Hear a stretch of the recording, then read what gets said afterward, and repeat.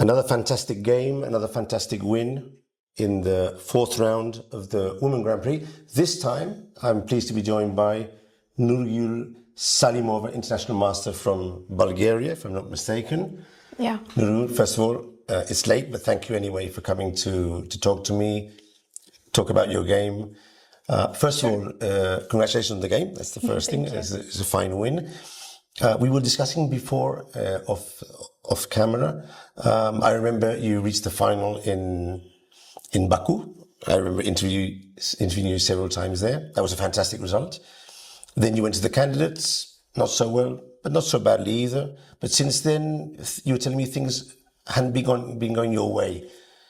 What has happened to Salimova these last months? Tell us about it. Your fans want to know. Well, after candidates, I really started dropping rating. I mean, a few months after that, maybe I reached 2450, and everything seemed perfect. But then suddenly, I just started playing worse and worse. I played many tournaments last year in the summer. I played 4 tournaments in a row, traveled a lot, and also the preparation for candidates, which was for months, and preparing for such a tournament, it's really a big work. So I think I was just too exhausted, and this started affecting my play. Then it started affecting my confidence, and it's going like that for almost a year now. And this year also, actually I started the year well. I won some rapid and blitz tournament in Baku. I played women's tournament, which was nice. But in the classical part, it's still not so easy, But I think it's just some mental stuff. I don't know if it's chess related. Of course, there are chess problems, but that's the most logical thing. I think that I've been tired and lost some confidence and trying to get back. Altogether, chess is a very difficult sport, and the mental part, of course, is very, very important. Do you see a clear way out of this phase? Have you thought of your schedule maybe? Could that have something to do with it? Well, I'm just working, and now I have this Grand Prix, then I have in Austria, so it's actually not also much time to rest. But after these tournaments, I will see what I can do, if I should change something.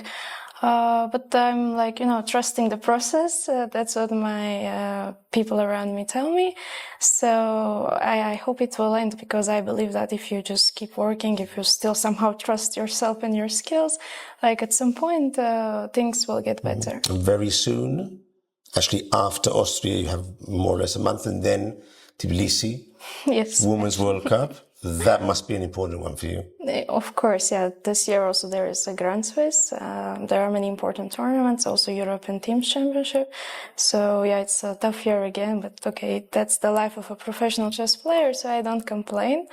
But of course some rest is needed, I think, because otherwise it's just very hard to manage all this pressure, travel, tournaments.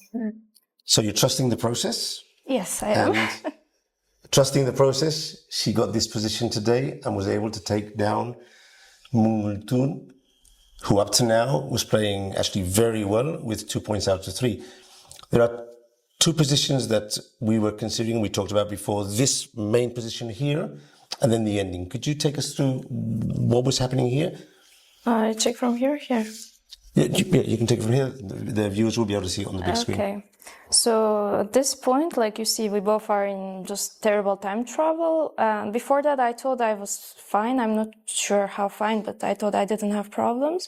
But then, coming with this rook to e4 and stuff, it just looked very complicated. But I was hoping that in time trouble I can maybe trick her somewhere. So after this knight c5, I just looked at my position. I realized it's just bad, and I misplayed somewhere. And I saw, I didn't see actually anything good for me. And last seconds, I noticed this rook c7 move. I don't know what's this move. I just don't know. I give e4, but of course you don't need to take it. So rook c7, I don't know, maybe protects b7 something, because I cannot do anything basically. And especially in time trouble, it's just very hard position to play.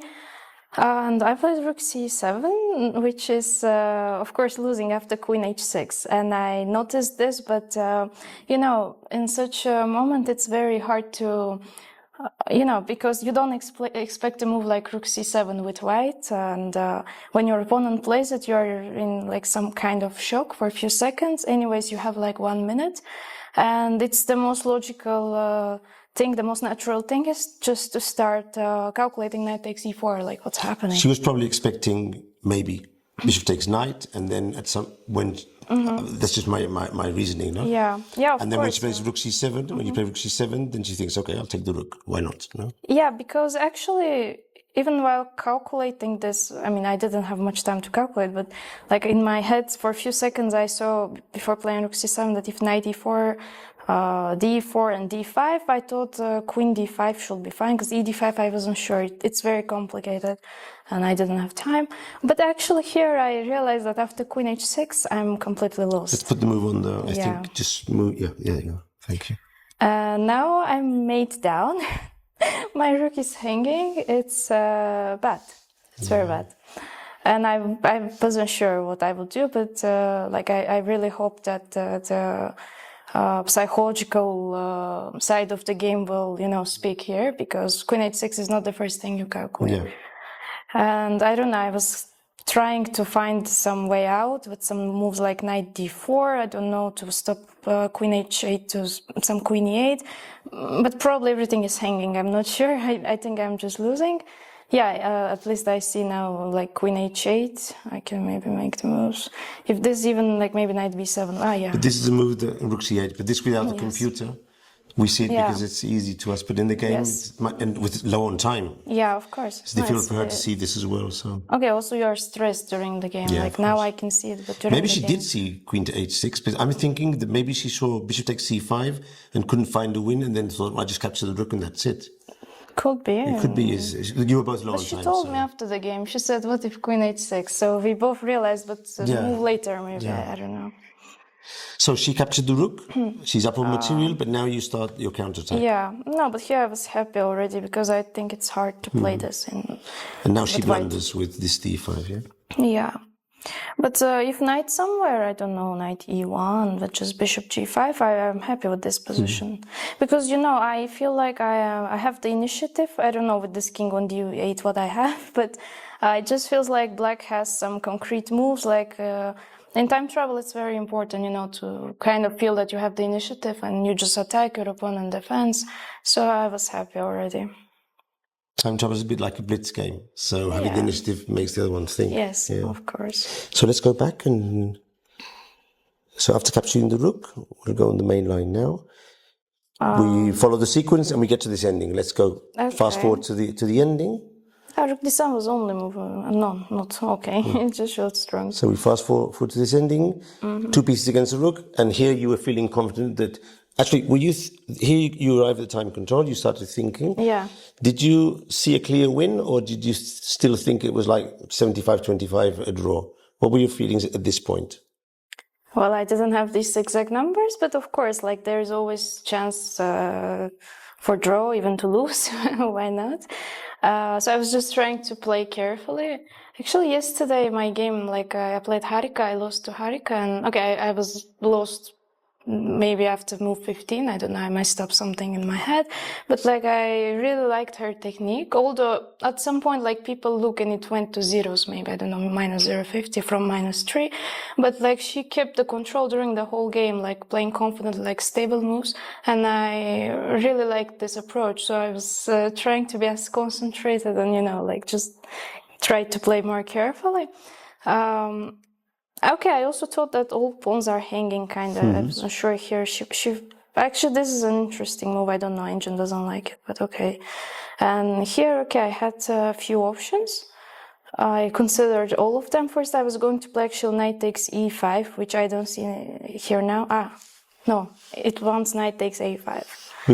Maybe it's just the fourth or the fifth, and it's okay as well. Yeah, because I gave the h6 pawn, and then h3 is fast pawn now, which is maybe slightly inferior for me because my king is away, and maybe it's harder to stop It it. actually looks quite good, knight takes e5, but I'm thinking the rook f6 and then f4, and there might be some complications there. No, it takes e5, the one you were mentioning. Knight takes e5. It actually looks good, but rook there must be something here with rook f6. No, I thought something like this, f4. I thought knight d7, I checked. But here, for some reason, I wasn't sure of this endgame because king is coming and h6 is also kind of weak. So And you fixate many pawns as well. yeah. But somehow I thought the bishop e5 is the most normal move. It looks the most, I don't know, like I thought it can't be wrong, maybe not the best, but can be wrong. And so yeah, maybe it makes sense to give f7 actually, because then you have f passed pawn, but my king is closer, so maybe it's easier, I don't know. But I don't complain about what I did. I do wait, this I didn't know. So a6, this was actually good. I don't know. It all just looked logical to me, because this is like, how do you protect this? Sure. The computer seems to find a way, Yeah, but of course. But no, here I thought that it should be winning slowly. I didn't see, of course, a clear way. Like, didn't calculate, but so maybe just come with the king. Yeah, but also, you want to push this h-pawn, yeah? Because you have, you have some hope. When you look at the position, I think that's the most logical thing. I think most people would indeed push the h-pawn to try and get some counter. Yeah, although, okay, also it's logical, of course, to come with the king, but you should calculate maybe king e2, knight d4, I take on b3. So it's not the most human thing, at least from, first look. So here, okay, I was happy here. I calculated basically almost till the end. And I thought, it's actually only moves. I should come with the king. I thought it's the most safe way. And again, only move, because I should come with the king. Yeah, here I was thinking that, because I thought I can start with any move, but actually there's rook g8. And my king is cut, I don't know how to stop the pawns. That would be a shocker. Yeah, because I thought bishop b6 or king g6, I thought it's the same. I thought even why king g6, just go first bishop, but then I saw this rook g8. I was thinking bishop takes s4, but then h7, king g7, and rook d8, I think was the move, yeah. We show it or no? Yeah, that's to show the dangers of the h-pawn. Yes. For the spectators. So, and rook d8. So d8, that's, I don't know, maybe I lose now. I mean, you can end up losing, yeah. Of course, always you can end up losing. No, it's draw, That's what you were saying but before, there's always a small, in the numbers I gave you, I should have put a 2%. Okay, you can also get flagged, Yeah, that's true. I think this was all precise, and this is only move again. Okay, now it looked easy. And here I was thinking also about f5. I wasn't sure if it's doing much, like rook f8, and I thought that now it's a kind of better version. I don't know, like the knight is away, but I will still go on the next move. I will just go knight d4, yeah. As I was telling you before, the computer does give this as a win, and it's long, tedious, but it must be at the end winning. But of course, the b3 is still there. The king can go straight to there. Anyway, not easy to see that f5 giving up the pawn is the best idea. Yeah, okay, but it's still winning. So, and I was at some point I completely forgot that I luckily have dark bishop. So here somewhere I got stressed, but then I realized a1 is black, so it's all good. And so of course I was also trying to see if she can get to some endgame bishop and knight against king, but that should be winning. It happens. Yes. So let's go back to here, and the game, in fact, finished by her playing. It was this way, yeah? Yeah. Came back. And if you want to just... Yes. Did you think she resigned too soon, or I thought, she resigned? I didn't think about it. I don't know. I just tried to be precise again. And bishop d4, yeah. Bishop d4, because now, to king d1, I just, I have to push. Oh, so the pawn is pushing, yeah. So you can't... so in fact, the moment of resignation is the correct one. She can't stop the pawn. Yeah, you can't too much. I was thinking also bishop c5, which was probably wins. I don't know, doesn't matter much. But yeah, this looked the most clear. So it's interesting, Nurgyul, because you played the Caro-Kann, which you've played, for many, many years. I noticed that she used to play the advance, but for the last 7 years she's playing knight c3 and knight f3, and she went back to advance. But you had a very good position, or a reasonable position, most of the game. Yeah. And then one situation where you could have lost, and then you win back again. Does that say something about the toughness and the stress of a chess game? You can play well, and then just one moment. Of course, you should be precise during the entire game. Like any mistake, even if you played, I don't know, with 99 accuracy, like you blunder mate in one, and yeah, you lose. So you should keep focused during the entire game and like avoid time trouble if possible, of course. Well, it looks like your confidence is back, or at least We'll see. hopefully you'll use this as a stepping stone to come back. Who are you facing tomorrow, the day before the rest day? I think Zhu Jiner. Zhu Jiner with white, an interesting game. Zhu Jiner won today, she's on 3.5. Yeah. We'll be following it very, very carefully. And hopefully we'll have Nurgyul back here, maybe tomorrow, or maybe in the second part of the tournament, with her in good play, excellent technique in the endgame. Nurgyul, thanks a lot for coming, and good luck in the next moves. Thank you.